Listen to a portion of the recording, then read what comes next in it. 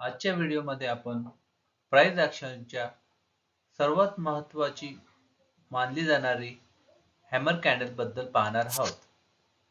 हा आपला price ॲक्शनचा second video आहे. तर चला स्टार्ट करूया. Hammer candle. इथे प्राइस एक डाऊन ट्रेंड मध्ये आहे. बॉटम मध्ये हॅमर कॅन्डल फॉर्मेशन झाल्यानंतर मार्केट एक अप ट्रेंड मध्ये जातो. हॅमर कॅन्डल मध्ये बॉडी नेहमी लहान असते आणि कॅन्डलची विक कॅन्डलच्या तुलनेत नेहमी फार मोठी असते. कॅन्डलची विक जेवढी मोठी असेल ती तेवढा चांगला परफॉर्मन्स करेल. हॅमर कॅन्डल रेड किंवा ग्रीन कलरची असू शकते. तिचे कॅन्डलचा कलरने काही फरक पडत नाही. प्राइस ॲक्शन नुसार इथं प्राइस खाली येताना सेलर आपलं कंट्रोल गमावून बसले आहे व ते आपल्या पोझिशन मधनं एक्झिट घेत आहे. त्याच वेळा न्यू बायर आपली एंट्री बनवतात व प्राइसला वरच्या दिशेला घेऊन जाण्याचा प्रयत्न करू लागतात. याच कारणामुळे प्राइस इथं डाऊन ट्रेंड मधनं अप ट्रेंड मध्ये कन्वर्ट होऊन गेली आहे.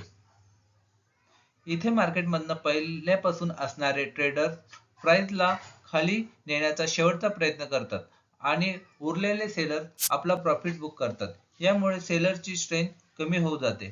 त्याच वेळेस न्यू बायर्स एंट्री करतात व उरलेले बाकी सेलर्सला पण मार्केट मधनं बाहेर काढून डाऊन ट्रेंडला अप ट्रेंड मध्ये कन्वर्ट करून देतात.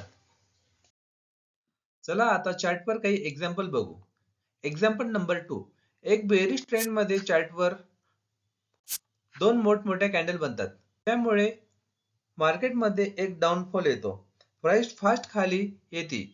या दोन कॅन्डल मध्ये प्राइस फार मोठे अंतर पार केल्याने मार्केटमध्ये न्यू सेलर्स ऍड होत नाही.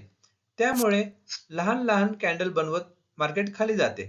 इथे सेलर्स कडून बनलेले प्रेशर कमी होत बघून मार्केटमध्ये न्यू बायर्स एंट्री घेतात व प्राइसला खाली घेऊन जाण्याचा प्रयत्न करतात. त्यामुळे चार्टवर एक हॅमर कॅन्डल फॉर्म होते. पण एक वेळा पुन्हा सेलर्स प्राइसला खाली घेऊन जाण्याचा प्रयत्न करतात. पण वाढत्या बाइंग प्रेशरमुळे प्राइस वरती निघून जाते. Example number 3. इथे प्राइस अप ट्रेंड मध्ये हायर लोचा फॉर्मेशन बनवत वरती जाते. पण काही वेळानंतर सेलर्स मार्केटमध्ये एंट्री करतात व प्राइसला रिव्हर्स करत खाली घेऊन जातात. त्यामुळे खालच्या बाजूला एक सपोर्ट झोन बनतो. जशी मार्केट या सपोर्ट झोन मध्ये येते तसे सेलिंग प्रेशर कमी होण्यामुळे सेलर आपली पोझिशन कट करून प्रॉफिट बुक करतात व न्यू बायर आपली एंट्री बनवतात. ज्यामुळे प्राइस आपला रिव्हर्स अप ट्रेंड कंटिन्यू करते. Example number 4. पुढच्या एक्झाम्पल मध्ये मार्केट अप ट्रेंड मध्ये मूव्ह करताना हायर लोचा फॉर्मेशन बनवत वरती जाते. प्राइस जसा एक हाय बनवते तसं मार्केटमध्ये एंट्री घेतलेले बायर्स आपला प्रॉफिट बुक करतात. त्यामुळे प्राइस मध्ये एक करेक्टिव्ह मूव्ह येतो. मागच्या हाय पॉइंटवर चार्ट मध्ये एक सपोर्ट लाईन बनल्याने प्राइस या सपोर्ट लाईनवर जशी येते तशी न्यू बायर्स एंट्री करतात. त्यामुळे चार्ट मध्ये एक हॅमर कॅन्डल बनते. प्राइस आपल्या प्रिव्हिजन हायच्या खाली येऊन येणारी मूव्हिंग ॲव्हरेजचा सपोर्ट घेऊन मार्केट अप ट्रेंड कंटिन्यू करते. इथे न्यू बायर्सला हॅमर कॅन्डलला एक फ्रेश एंट्री पॉइंट साठी उपयोग केला गेला आहे. प्राइस ॲक्शन मध्ये की लेवल सोबत कॅन्डलस्टिक पॅटर्नचा उपयोग करून आपण इथे लॉंग एंट्री ट्रेड करू शकतो.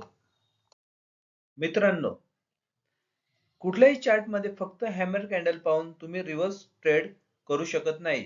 हॅमर कॅन्डल सोबत प्राइस ॲक्शनचा सपोर्ट लाईनचा यूज पण तुम्हाला करावा लागेल. मित्रांनो, हा व्हिडिओ जर तुम्हाला आवडला असेल तर या चॅनलला नक्की सबस्क्राईब करा व आपल्या मित्र परिवारामध्ये शेअर करा. तर भेटूया नेक्स्ट व्हिडिओमध्ये.